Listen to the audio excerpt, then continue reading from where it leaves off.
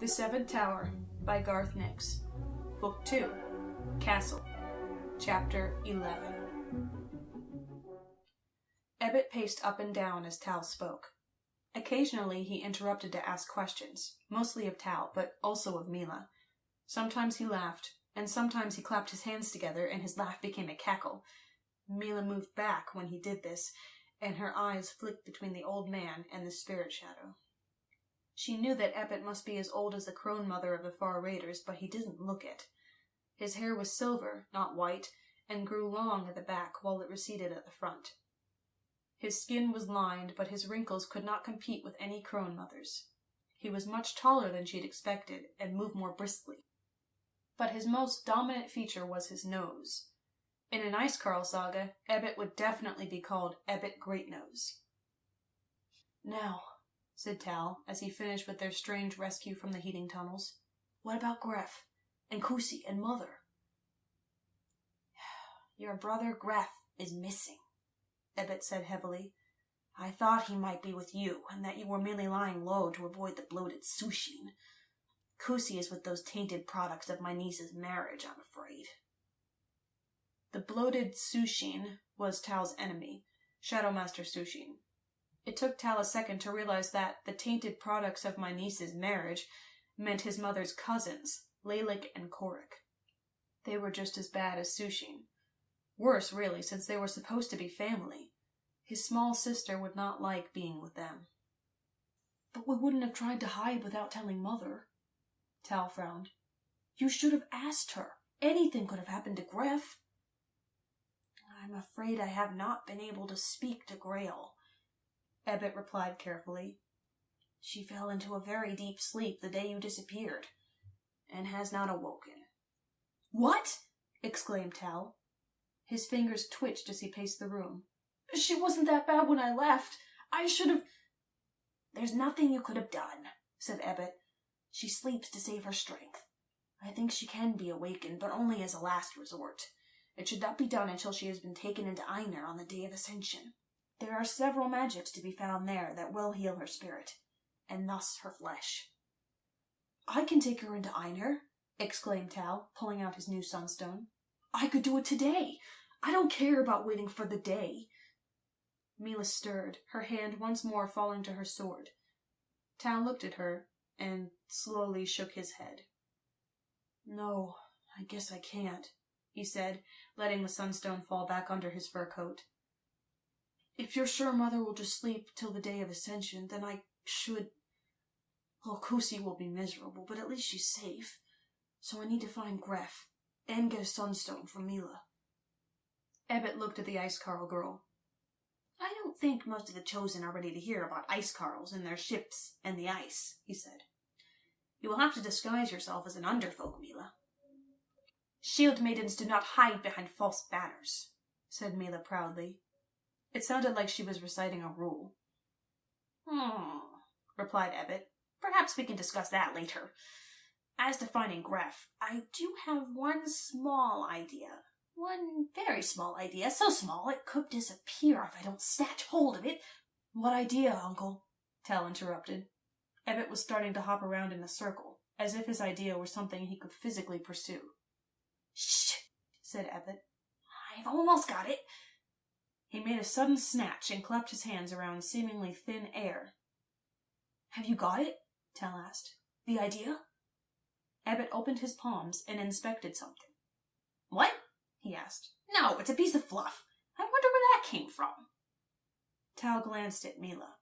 She was expressionless as usual, but a muscle under her eye twitched, just for a second. He hoped it was amusement. "What about the idea?" he asked. "To find Griff?" Ebbitt blew the invisible piece of fluff off his palm. "The spirit shadow who took Griff away, outside the Red Tower," he said. He seemed to be addressing the air in front of him, rather than Tal. "You saw it clearly, and remember what it looked like?" "Yes," said Tal. He moved around so he was in front of Ebbitt, but the old man swiveled on one foot so he was looking at the wall. "It had the shape of a borzog. I recognized it from your Beastmaker game." "An unusual spirit shadow," said Ebbitt. "Not one I have seen before. I know one thing, though." What? Asked Tal in exasperation after Ebbitt didn't continue. Or 2 things, actually, said Ebbitt, counting on his fingers. 1, 2. What? 1. You must identify who that spirit shadow's master is. Ebbitt folded back his fingers so hard that he flinched. Ow! And the second thing? Tal prompted. 2nd, the only reliable way to do this is to look that spirit shadow up in the Codex. The Codex? The Codex of all things, Ebbitt whispered. The compendium of the chosen, the record of our race inscribed in light upon crystal. Speak, and it shall answer. The greatest magic ever to come out of Einir. The Codex that knows all names, all chosen, all spirit shadows, all shadow guards. Well, finding out who the Borzog spirit shadow answers to will be a start, said Tal, though he was a little worried about the gleam in his great-uncle's eye. Where can I find this Codex? That's the catch, Ebbitt said dolefully. He collapsed back into his lounge. It disappeared more than 20 years ago, lost to our great sorrow, or stolen, which I'm beginning to think might be the case. If that is true, then it is for reasons so horrible that I have forced myself to forget them. Tal groaned and collapsed next to his great-uncle. His shadow guard crept to his feet and turned into a Datu again, all floppy-eared and harmless. Ebbitt's spirit shadow leaned across and licked it, a great shadow tongue suddenly appearing from its dark mouth. Tal had never seen it do anything like that before, and was momentarily shocked. Why, he began to say, when Shadow Guard's spirit shadow and Milla all suddenly stiffened to attention, heads turning to the furniture barrier and the entrance to the corridor. Tal looked too. To his horror, he saw dark shadows sliding under the massive chairs and bric-a-brac, long shadows with a shape he recognized, almost man-like creatures, but with very broad shoulders and impossibly thin waists. The spirit shadows of the Imperial Guard. Once, Tal would not have been afraid of them, but now he knew some of the Guard were in league with Sushin. How had they known he was back already? Out! Shouted Ebbitt. This way! Ebbitt was up and over the back of the couch before Tal even realized what was happening.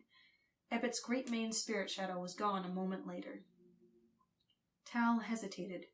Should he run from the Imperial Guard?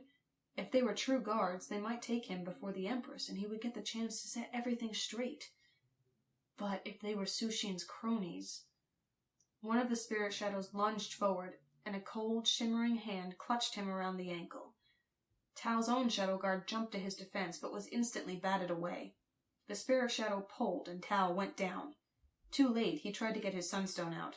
He almost had it free when the spirit shadow flowed across him, horribly swift, pinning him to the floor. The hard landing on the floor and the cold, unpleasant touch of the spirit shadow made up Tal's mind. "Run, Milla!" he shouted. "Follow Ebbitt!" Milla jumped to the top of the cupboard, but not to get away. A spirit shadow stretched itself up to attack her, but before it could, she stabbed it with her Merwin horn sword. Usually, physical objects could not hurt a spirit shadow, so Tal was amazed to see the luminous sword actually tear through the spirit shadow's head as if it were paper, ribbons of shadow flying out from the blade's passage. The spirit shadow shrieked, a noise Tal had never heard before. Then it hastily drew back, out of reach of the sword. "Ha!" shouted Milla. "Death to shadows!" She jumped across to another wardrobe and slashed at the third spirit shadow. It withdrew too, stepping back as the sword left a trail of light through the air. Light. That was why the sword worked on the spirit shadows. They could only be harmed by light, and Milla's sword had the right color and intensity, even in its faded state. Not that this helped Tal. The spirit shadow on top of him did not let go, and Milla couldn't come down without exposing herself to a simultaneous attack from all three spirit shadows. "No!" shouted Tal. He was suddenly afraid of the spirit shadow that held him, and of what the others would do to Milla, more afraid than he had ever been, even out on the ice. It was like being attacked by the lectors who had taught him since childhood, a sudden craziness that he couldn't understand and couldn't predict. "Don't fight! Run!" His shout was still echoing when Milla jumped down, struck at the back of the spirit shadow that held him, snapped into a roll on the floor, and came out of the roll to spin on one foot. Her sword whistled in a complete circle around her, cutting right through the tiny waists of the other two spirit shadows. Tal crawled free as his spirit shadow attacker let go. Somehow he got to his feet and saw that two of the spirit shadows had literally been cut in half. Unfortunately, each half still seemed to work, and they were now coming at Milla. The other spirit shadow was still, its shadow flesh slowly rippling back together where it had been cleaved apart. Tal pulled out his sunstone and started to concentrate on it. He was about to unleash a bolt of pure light at the spirit shadows when the whole furniture barrier exploded behind him in a burst of blinding fire. Hello, short announcement here. I realized earlier today that I haven't credited the intro music for books 1 or 2. So I thought, why not make it into a contest? Whomsoever correctly guesses first the name of the piece and composer for either intro will get a special prize. You can do so in the comments or in a PM, I'm not particular. So to be clear, there are 2 prizes available since there are now 2 known intro pieces for books 1 and 2 respectively. The winners will get to request me to read whatever they want, within reason. I don't want to get flagged or anything.